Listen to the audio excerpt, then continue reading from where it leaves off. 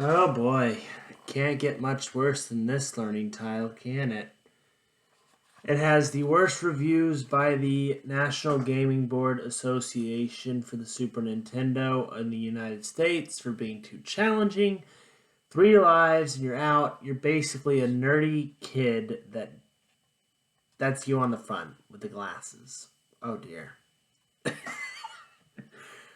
You're a nerdy kid, you collect comic books. The latest action hero comic book came out. You read it, you fall asleep on the pier where you read it, you get loaded onto a ship, your ship's attacked by pirates, and you're stuck on an island, and you need to find a way to get all the pieces and learning things to be able to trade with islanders and defeat enemies, collect lives. Your lives are oil cans, by the way, which makes no sense whatsoever. How can an oil can feed a nerdy kid? It makes no sense.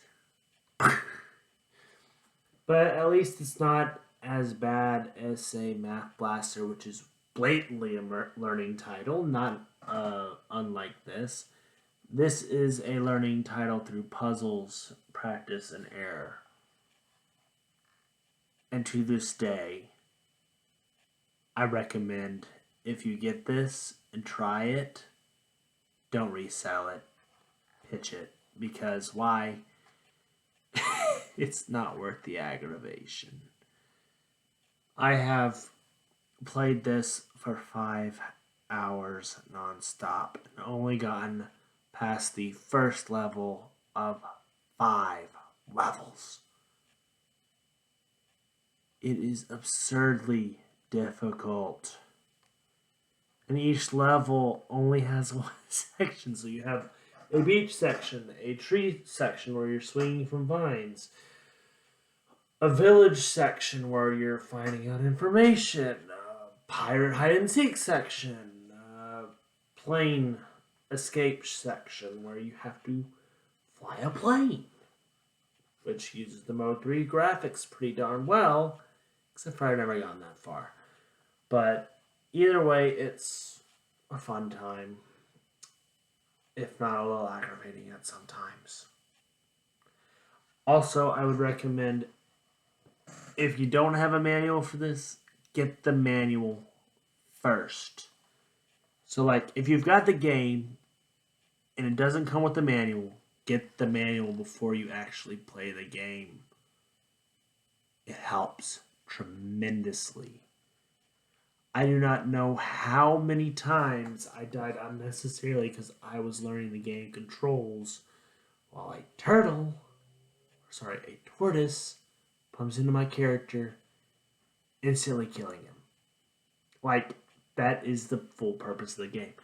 You get collectibles, you build stuff to fight enemies, and all the while, before you get any of the things that you need to craft, you basically have to dodge everything in the level. And while the movements are the same throughout, it is difficult to mirror the movements and memorize the movements to perfection. So, yeah, that's one of those things. Just beware, it is challenging. Don't buy this for a child that you think might have a temper tantrum while playing this, because it's not worth losing a $90 game console over I want to say I paid $3 for this. $3 game. It's so cheap